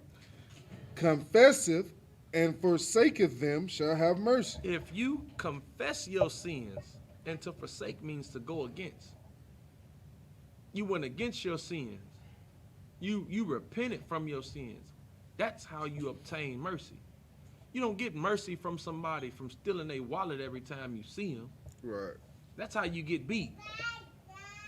But how you get mercy is that, you know what? I took your wallet the other day. I'm going to give it back to you in the hopes that you don't kill me. You know, you might not get killed. You might get beat. But you know what? You could have died. And that's mercy. Going forward is that if you step on, if most people were one of those, I hit your car and leave a note type of people and leave you my insurance, people wouldn't get followed and get shot. Certain things happen because people aren't willing to confess. You aren't willing to say what you did. You aren't man enough or aren't woman enough to say, yeah, I did it. We'll do that type of thing when we have the power to go against what I think you can do to me. Not so much as, you know what, this brother, this the only car he got. And I hate his car. And instead of hitting and running, you know what I'll do? Yo. I'll go ahead and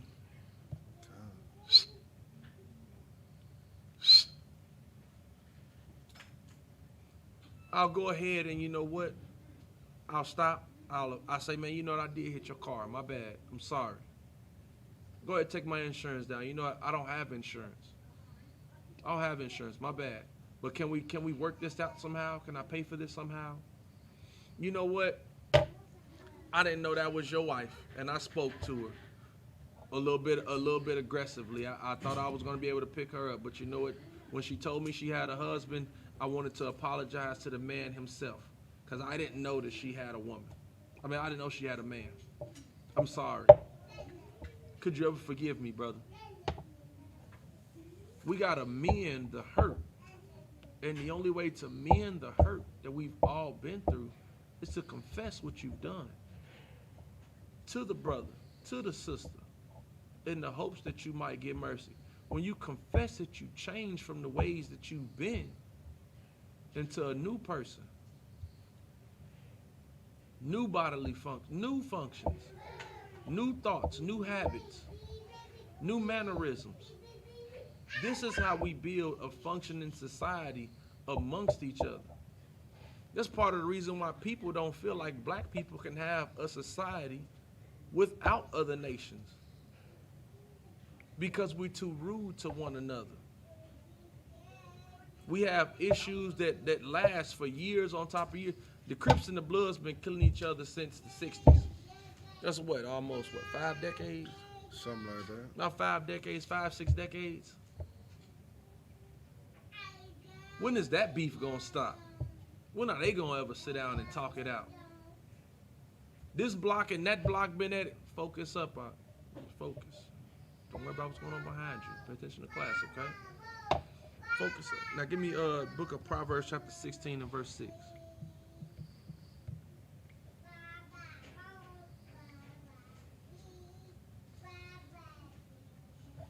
This is the book of Proverbs, chapter 16, verse 6. By mercy and truth, iniquity is purged. By mercy and truth, iniquity is purged. Now, what is that saying? That's saying that by showing mercy and being honest, iniquity can be purged from a society or a group of people. Again, that's another one of the special qualities of the Israelite School of Universal Practical Knowledge. Because there may be things that may go on that should be judged in a harsh manner.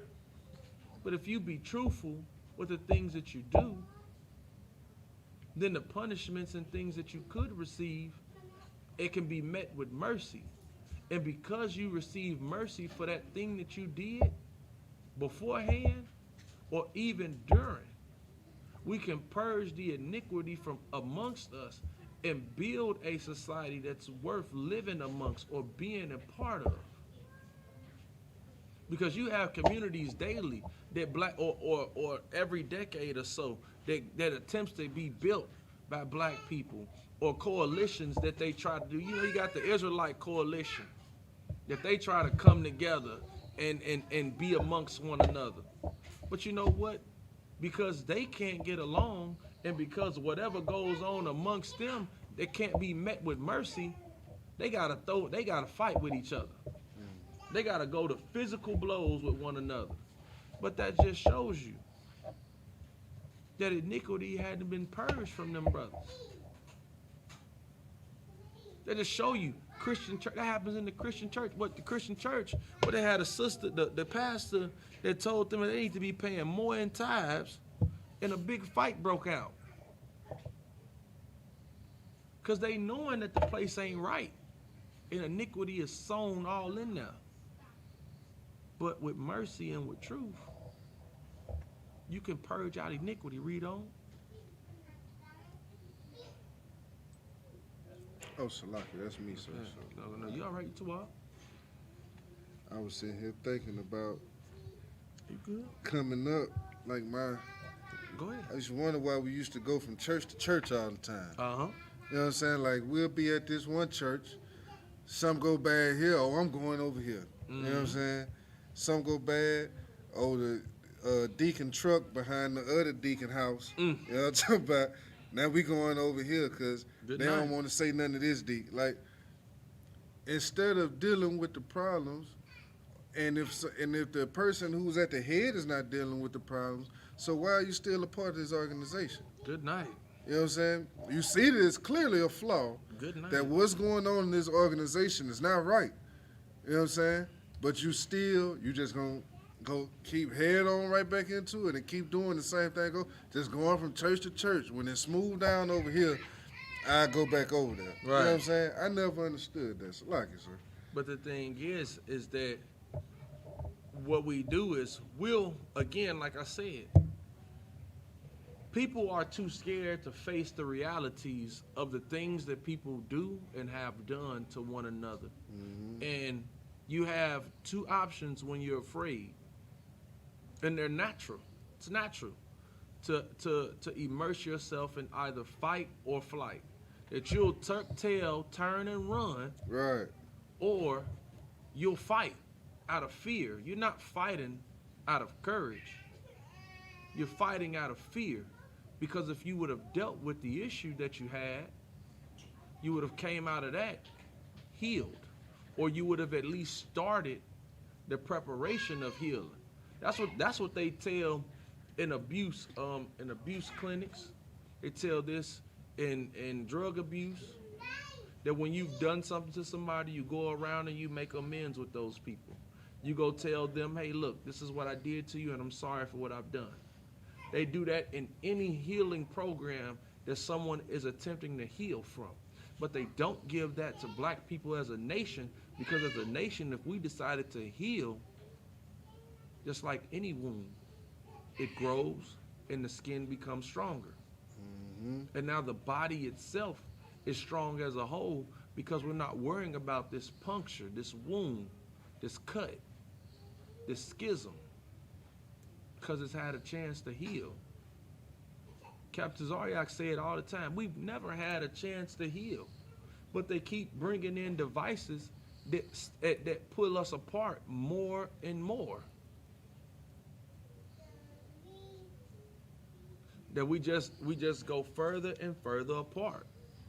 Give me what I say. Hold on, I ain't finished. Oh, go I ain't ahead. finished Proverbs. So like, and then Proverbs 16:6. And by the fear of the Lord, men depart from evil. And by the fear of the Lord, the beginning of knowledge is the fear the Most High. The beginning of wisdom is the fear of the Lord, man. So you have to be wise in dealing with people and dealing with these things. But first you got to fear the Lord. we don't fear the Lord.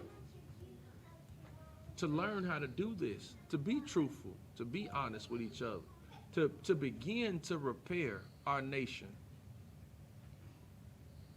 It all starts with fearing the Most High, coming back to these laws, statutes, and commandments, coming back to serving the Most High. And in that service of the Most High, these terms of mercy and forgiveness are made easy. Because people look at them as if it's something that's just, carnal. Those things are very, very spiritual things to do. It's a very spiritual thing to forgive somebody and to show them mercy. Because in order to get forgiveness, in order to get mercy, you got to give it first. Right. And you'll get it. And before you know that you got it, you got to give it, because then the Lord would say, hey, look, you didn't give it to that brother. So, in where I gave it to you, I'll just take it back. You ain't going to give it. So what the hell I look like letting you live? Why should I let you make it? You ain't let them make it. You didn't let this brother make it for $100, and I'm letting you live your life. Right. Nah, man, I'm going to take all this away. Got no choice. Else you think that the Lord was a liar. And the Lord is not a liar. Give me the book of Ecclesiasticus, chapter 16, verse 14. Get that. You got that joint? Come on, sir. I just got to go to the other app. To me, no? 16, 17? 16, 14. 16, 14. You know what I'm saying? You got it? Go ahead. Come, sir. This is in the Apocrypha, Ecclesiasticus 16 and 14. Make way for every work of mercy. Make way for every work of mercy, man. Make it possible to be merciful. We don't even look at the possibility of being merciful. We don't even look at it as if it's something that people actually deserve, man. We look at mercy as something that's just, it's so taboo. We look at, mercy as something that, if you give it, that person is lucky. Man, you lucky I ain't had my gun that day. You know what? You lucky such and such wasn't here when that went down. We give mercy up as if it's like luck or something that should never happen. Right. When there was always a way for mercy. Christ just was the first one to show them that it was something that was possible. That when the lady was met and she should have been stoned, he let them know, every one of y'all that ain't sin, you cast the first stone. And they went, turned, tucked tail, because nobody could account for a time that they didn't deserve, that they didn't get mercy. Because what happened was, when you weren't punished by the law, that was the Lord being merciful on you. And when he let that lady go, that was an act of mercy, and told her to go her way and sin no more, which is the point in asking for forgiveness. That when you ask for forgiveness and you're actually giving it, you turn from your sin, or you turn from that action that you've done, with understanding that you should have gotten more than what you got, and you didn't receive it. So now you change from your ways and you don't do what you've done anymore. You be a whole different you, because now you're somebody who deserved the mercy that you received. And when it comes to somebody else wronging you, you make sure that you give that same mercy that you received to them, because you don't deserve to be standing there to even give the mercy. Give me the book of Ecclesiasticus, chapter 18 and verse 20, and then we're going to be out. Come, sir.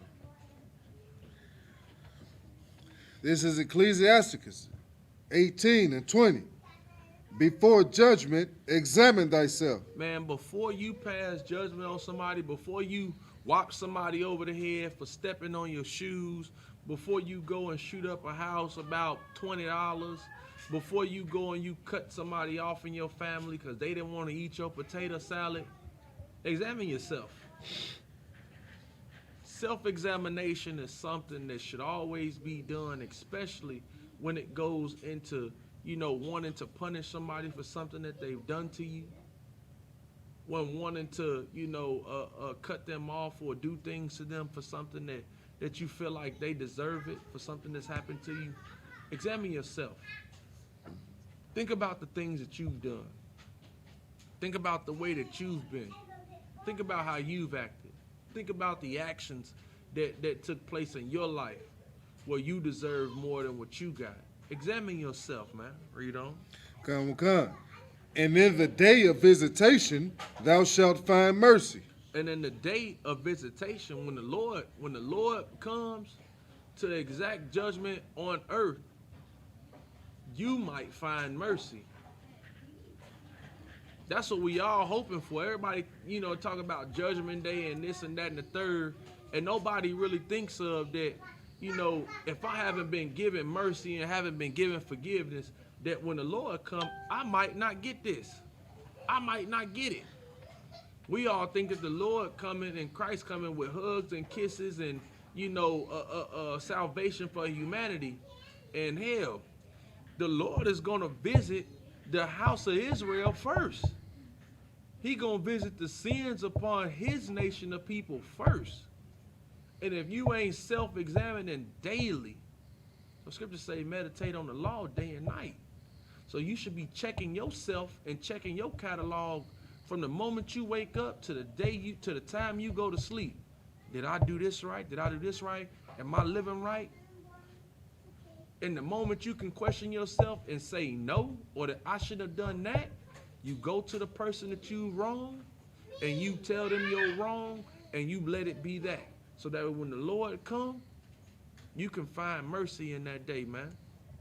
And with that, man, I'm Priest and Officer Uriah, man. This is the Israelite School of Universal Practical Knowledge, started at 1 West 125th Street, Harlem, New York, where we are led by the amazing Commander General Yohana, man. With that, I'm going to pass the class over to Priest and Officer Quinaz with the announcements. It's on the other side right here. This is the right one for the Holy Convocation. That's it right there. We are the Isupk, start out at 1 West 125th Street, Harlem, New York. Rule for new brother and sister. When a new brother or sister comes into the school, they are off limits for 6 months. They are to be saluted only. They are here to shed themselves of the world. If they need transportation, the teacher will arrange it. After 6 months, if a brother or sister has an interest in a particular person, he or she must get permission from the head to speak to a brother or sister.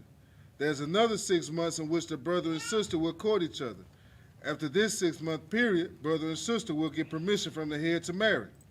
Tithes, which is a commandment.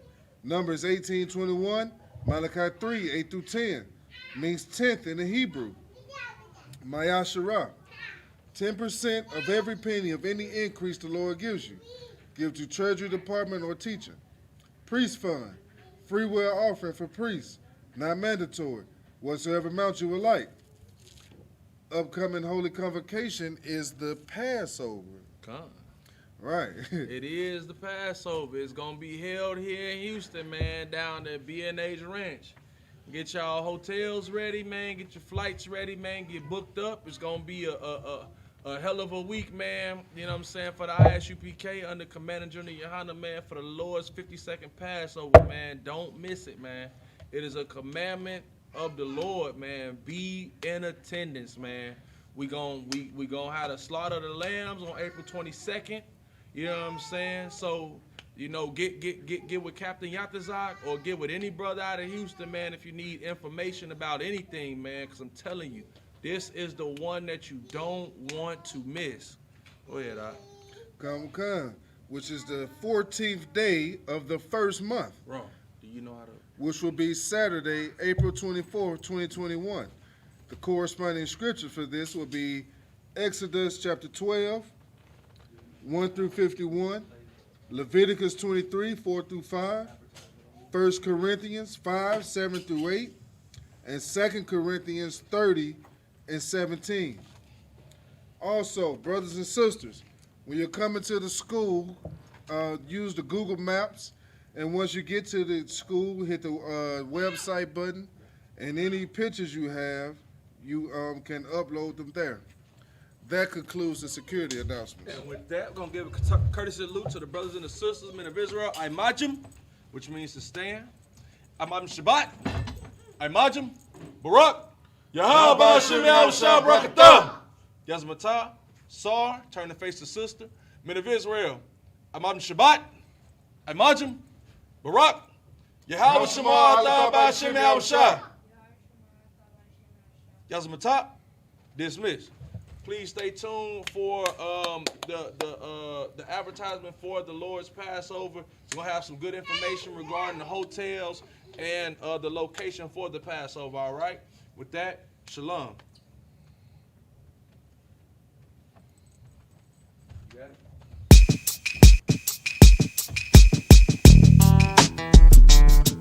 Shalom. Yahweh Hashem Yahushua Barakatah. Yahweh Shema Ladon Bashim Yahushua to the sisters. President Captain Yatazak with the Israelite School of Universal Practical Knowledge, telling you to come out to the 52nd annual Passover under Commanding General Yohanan. Yeah, man, it's going to be at the ranch, man, the BH Ranch. And it's going to be a glorious event. April 24th, come to Houston, Texas, where we're going to serve the Lord the way He's supposed to be served. You understand? We're going to celebrate the destruction of our enemies in the BH Ranch, and it's going to be a glorious event. Make sure you come out, man. It's going to be a $200 fee to get in, but let me tell you something. You're going to enjoy yourself. This is going to be the best event you've ever been to in your life. So I'm going to tell you, man, 1414 9 Player Street, come out, man, and enjoy the brotherhood and sisterhood under Christ. With that, shalom.